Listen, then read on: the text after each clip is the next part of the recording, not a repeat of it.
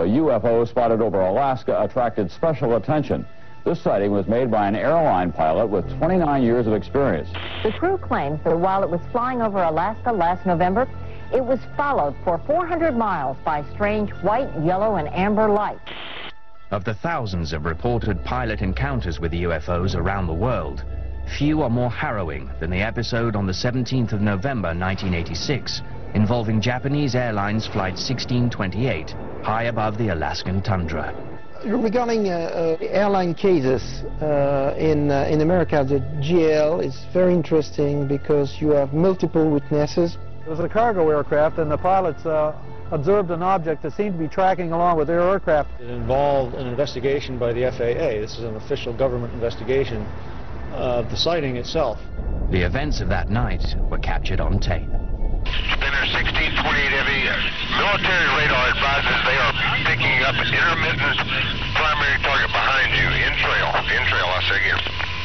The Boeing 747 cargo jet was on a routine flight from Paris to Tokyo, cruising at 600 miles per hour at an altitude of 35,000 feet.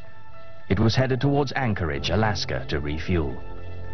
Suddenly, at 5:11 p.m., Captain Kendžu Terauči, a pilot with 29 years flight experience, saw three large, fast-moving, unidentified objects 2,000 feet below.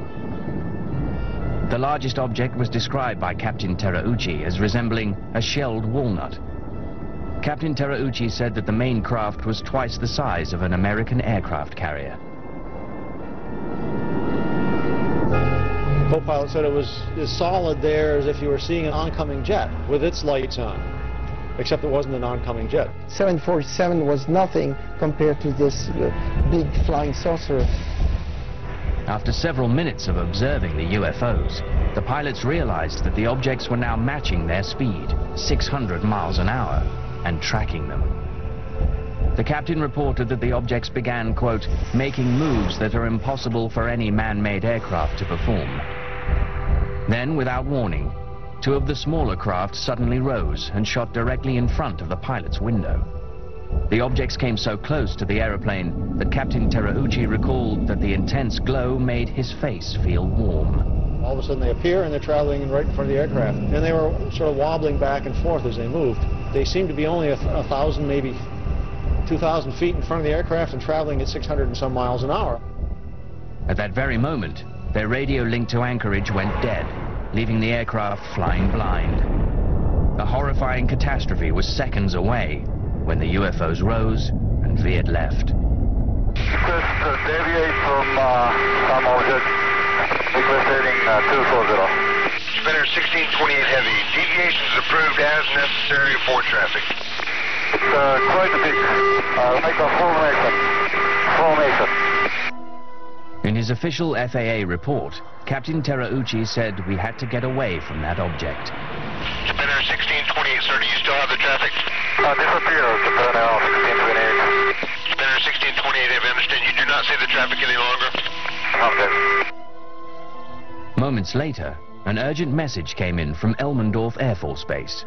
The unidentified object had now appeared on their radar. Yeah, there's one that's 2 again. We have confirmed there is a flight size of 2 around your 1550 squawk. One primary return only. Okay, where is he following him? It looks like he is, yes. Okay, stand by. The phrase flight size of 2 indicated that JAL 1628 had uninvited guests, possibly with hostile intentions. Spinner 1628 heavy.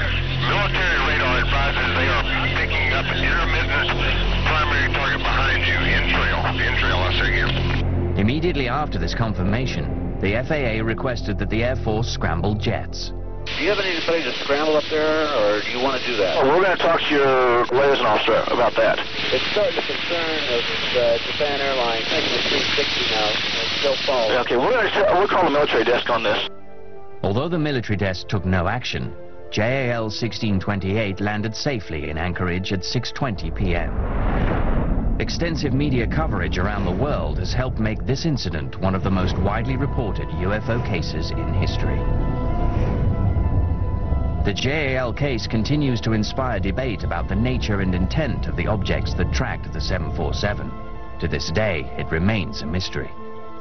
The Japan Airlines 747 had a saucer go around it. The papers mysteriously disappeared from the FAA office.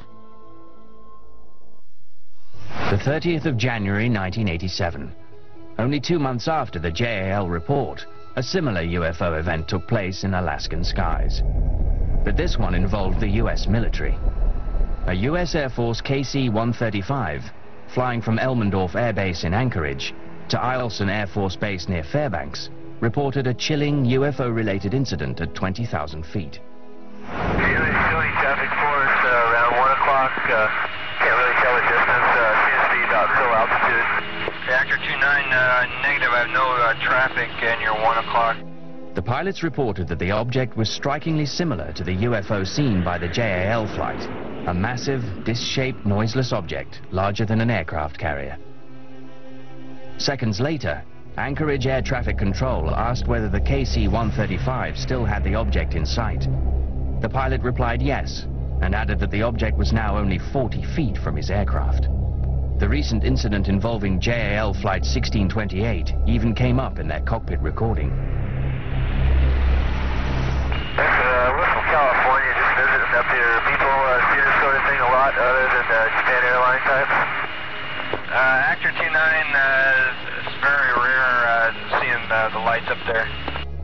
30 minutes later, the Anchorage control tower passed on a message from the local FAA office.